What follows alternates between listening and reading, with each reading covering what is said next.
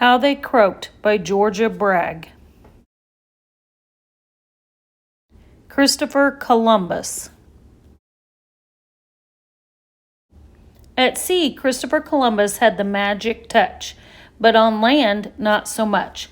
All he talked about was his dream to head east to the Orient, but he wanted to sail west to get there. Not a smart idea. Most people already thought the world was roundish, but what about all that upside-down water on the other side? Why on earth would he want to search the land for land by sailing in the wrong direction, eating bad food and sleeping all squished in a tiny cabin? Everybody thought Columbus had sprung a leak, but Columbus had determination and he was just nutty enough to attempt the stupidest idea anyone had ever heard. People with big dreams don't care where they sleep. Columbus was born in Italy. He moved to Portugal, got married, had 2 sons, and tried to get the Portuguese royals to bankroll his dream. But they said no. Columbus was so annoyed he moved to Spain. For 8 years, he pestered King Ferdinand and Queen Isabella of Spain to give him money to go exploring. Columbus had a plan.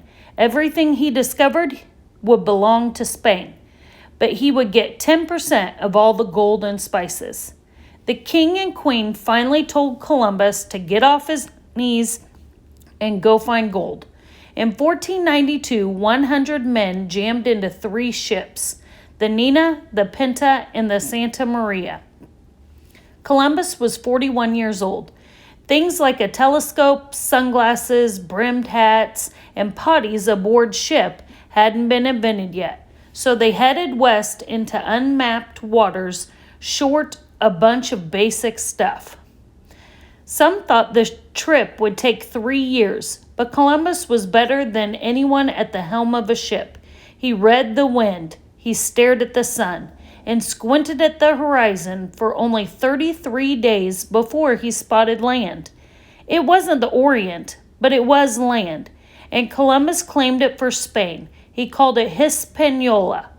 The clothing-optional natives he encountered had gold rings in their noses, a very good sign. Columbus sailed home. In Spain, that crazy Columbus was now a hero. Ferdinand and Isabella let him lead a second voyage with 17 ships back to Hispaniola to drop off 1,500 men to start digging for gold. But Columbus felt lousy en route. He had diarrhea, which wasn't exactly a picnic at sea. Going to the bathroom aboard a ship meant hanging your butt off a plank out over water, then wiping with a piece of rope dangling nearby. Poop germs got on everybody's hands, and since they used their hands to eat, it created a perfect storm of infections. Exposure to damp, chilly air for months on end made Columbus's joints stiff, swollen, and so painful he couldn't walk. He kept sailing around as best he could, but he couldn't find the Orient, and no one found any gold either. When Columbus sailed back to Spain, Ferdinand and Isabella were not happy with the news. Columbus got out his knee pads again and begged for more time to find the Orient. But by the time it seemed like Columbus couldn't find anything, his eyes were bloody from strain and sun exposure. His sea legs were gone because the shipboard diet of salted beef, pickled sardines, and wine had given him gout, which made his feet swell. He was a shipwreck himself. In spite of this, Columbus got funding to go on more voyages. He found the New World by landing in Venezuela, but he couldn't see it or step foot on it himself because his vision was blurry and spotted with dark blobs, and he was hunched over with arthritis. His hands looked like claws, and the sunlight aggravated his swollen, bleeding eyes. A cabin was built specially for him on the main deck because he could barely navigate his own body. The ship was a floating bed for Columbus. Even though Columbus was crippled and sailing blind, he and his crew found land at the site where the Panama Canal would be built centuries later. The Pacific Ocean was only 32 miles away on the other side of the land. Columbus would have liked that. The Pacific Ocean could take him to the Orient, but it was too late. As if things weren't bad enough, Columbus caught malaria, a disease spread by mosquitoes.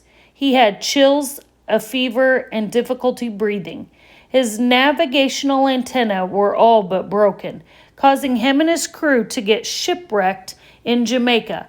It took a year before one of his men safely canoed to Hispaniola and arranged a rescue. Almost dead, Columbus barely made it back to Spain. He moved into a monastery where he was taken care of by friars who couldn't refuse anyone, even crazy sailors. Columbus worked on the plans for his next voyage, but that would be just a dream. Columbus died on May 12, 1506. He was 54 years old. No one came to his funeral. It didn't get mentioned in the newspaper. Isabella was dead, and Ferdinand had no intention of paying Columbus's 10% to his family, so no one was allowed to even say Columbus's name. His family eventually sold off all of his maps and letters. Columbus wasn't given credit for finding the New World. Amerigo Vespucci was a passenger on a trip to the New World in 1499. He wrote a book claiming he had discovered it, which was a big fat lie. A mapmaker read his book, and he named the New World America after Amerigo.